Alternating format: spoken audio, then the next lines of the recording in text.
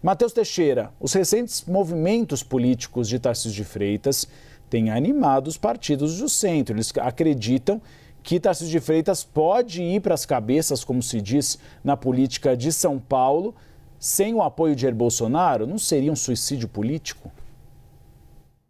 Uribe, a gente sabe que desde antes do anúncio da candidatura de Flávio Bolsonaro, a CNN noticiou amplamente, outros jornais também, que apesar de não dizer publicamente a vontade de ser candidato a presidente, Tarcísio de Freitas nos bastidores nunca escondeu o desejo de assumir o Palácio do Planalto.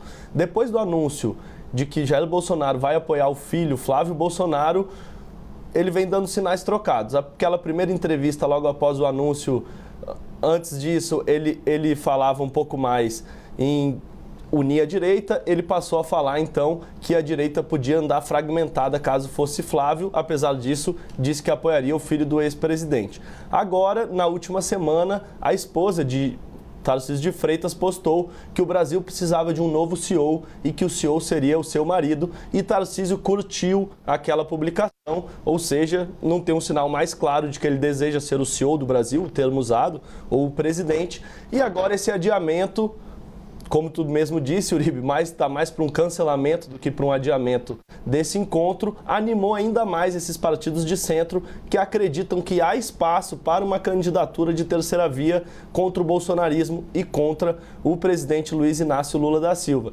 Tarcísio de Freitas, portanto, diz em algumas entrevistas que vai apoiar Flávio Bolsonaro, mas tem dado esses sinais trocados que, como disse a Isabel um pouco mais cedo aqui, na política tem um simbolismo muito grande. E os partidos de centro, então, que são entusiastas da candidatura dele, viram nesses sinais um gesto.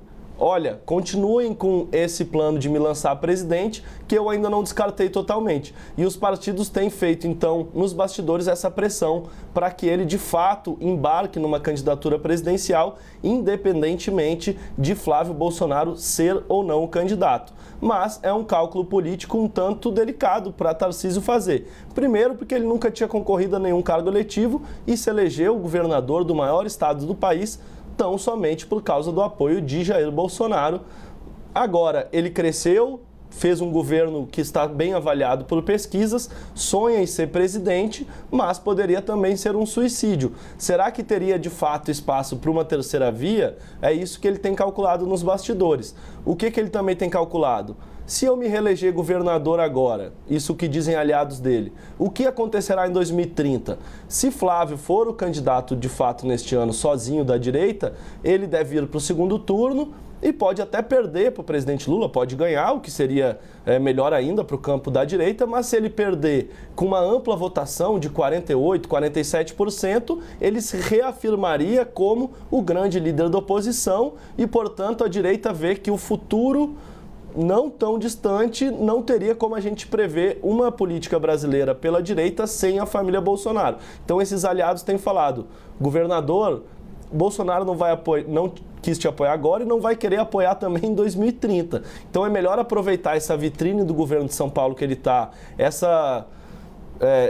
todos os aliados de centro querendo a candidatura dele, aproveita esse momento e se lance candidato a presidente, mesmo com a presença do bolsonarismo. Mas esse cálculo aí ainda está sendo feito pelo Tarcísio e seus aliados mais próximos de vale a pena ou não vale a pena romper com o bolsonarismo? É melhor ficar de governador de São Paulo ou ir a presidente sem o apoio da família Bolsonaro? É mais ou menos por aí que tem ido o cálculo político no entorno do Tarcísio e dos partidos de centro que querem a candidatura dele, Uribe.